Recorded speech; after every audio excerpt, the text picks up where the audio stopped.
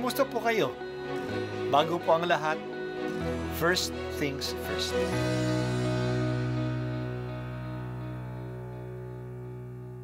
Good morning po. Sinisimulan po natin ngayon ang first things first. At dito po, tinatalakay natin sa unang bahagi ng umaga natin ay ang first readings na binabasa po sa banal na misa.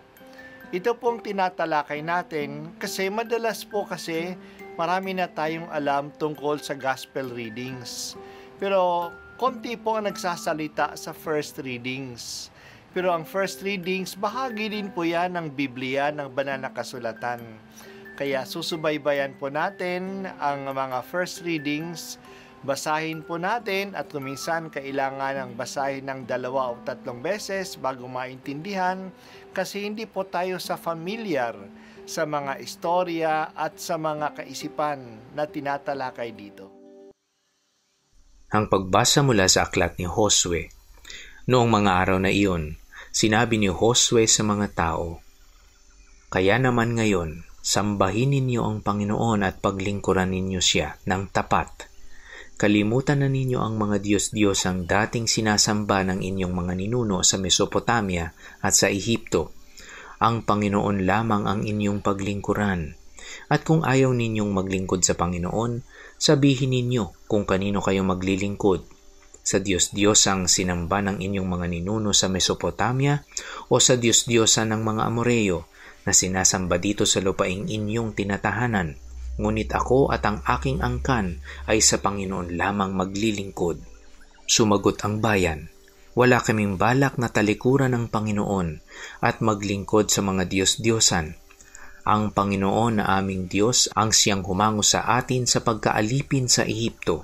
Nasaksihan din namin ang kababalaghang ginawa niya upang tayo'y maingatan saan man tayo mapadako at mailigtas sa mga kaaway na ating nadaanan. Kaya't kami rin ay sa Panginoon maglilingkod. Siya ang ating Diyos." Muling nangusap si Josue sa bayan, "Hindi kayo makapaglilingkod sa Panginoon sapagkat siya'y isang Diyos na banal at ayaw ng nahahating paglilingkod. Hindi niya ipinahihintulot ang inyong mga pagsuway at pagkakasala. Kapag tinalikuran ninyo siya at naglingkod kayo sa mga Diyos-Diyosan, mapupuot siya sa inyo at parurusahan niya kayo. Hindi niya paghihinayangang lipulin kayo sa kabila ng maraming pagpapalang ginawa na niya sa inyo."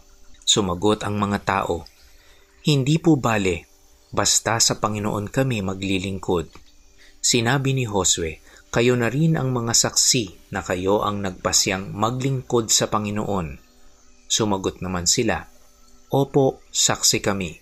Sinabi uli ni Josue, "Kung gayon, itapon ninyo ang mga Diyos-Diyosang iniingatan pa ninyo. Manumpa kayo sa Panginoon, sa Diyos ng Israel." Sumagot uli ang mga tao, "Ang Panginoon ang aming Diyos.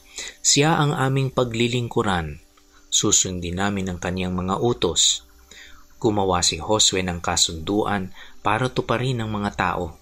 Doon sa Siquem, kaniyang binigyan sila ng mga batas at alituntunin. Isinulat ni Josue ang mga batas na ito sa aklat ng kautusan ng Diyos. Kumuha siya ng isang malaking bato, itinayo sa lilim ng puno ng roble sa banal na lugar ng Panginoon. At sinabi niya sa lahat, "Tingnan ninyo ang batong ito. Ito ang saksi. Narinig nito ang lahat ng sinabi ng ating Panginoon. Ito rin ang magiging saksi laban sa inyo kapag kayo'y tumalikod sa Diyos." Pagkatapos, pinaalis na ni Josue ang mga tao at umuwi sila sa kani-kanilang lupain. Hindi nagtagal at namatay si Josue na anak ni Nun at lingkod ng Panginoon sa gulang na 110 taon. Ang salita ng Diyos. Salamat sa Diyos. Noon nabalikan na ni Josue ang kasaysayan ng pagkikipaglakbay ng Diyos sa kanyang bayan. Hinamon niya ang mga tao, "Sambahin na ninyo ang Panginoon at paglingkuran na ninyo siya ng tapat.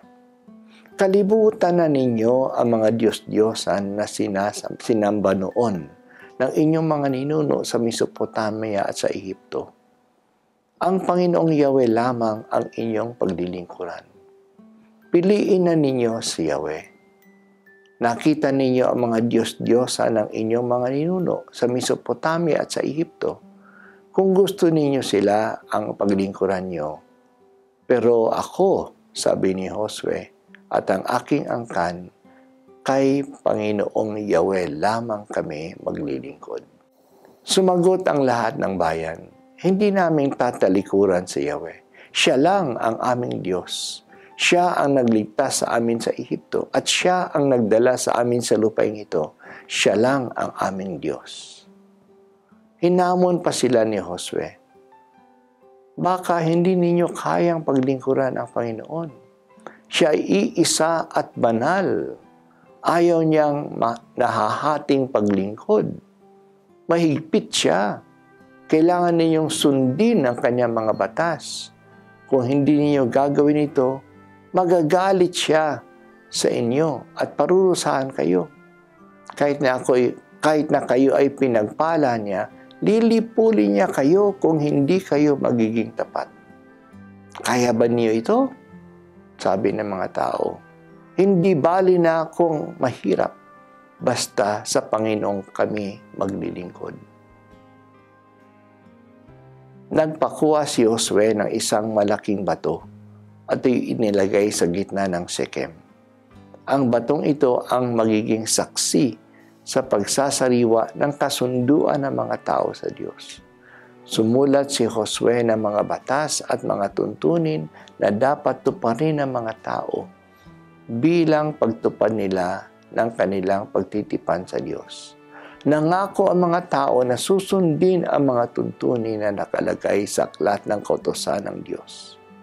Pagkatapos ay umuwi na ang lahat sa kani-kanilang lupain at kani-kanilang bahay.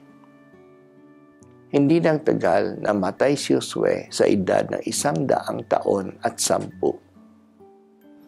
Magandang sinabi ni Josue, ako at ang aking angkan kay Panginoong Yahweh lamang kami maglilingkod.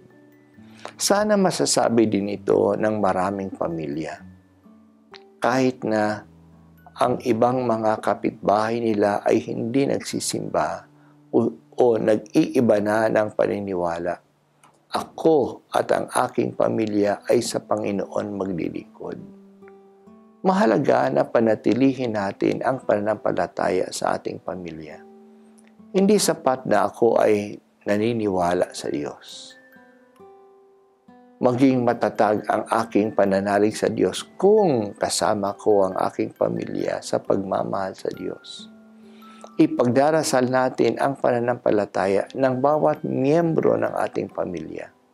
Magdasal tayo ng sama-sama bilang pamilya at pag-usapan natin ang Diyos, ang Biblia at ang ating pananampalataya sa atin mga pamilya. Sabay-sabay tayong lumapit sa Diyos. Ipinaubaya ko po sa iyo, Panginoon, ang aking pamilya.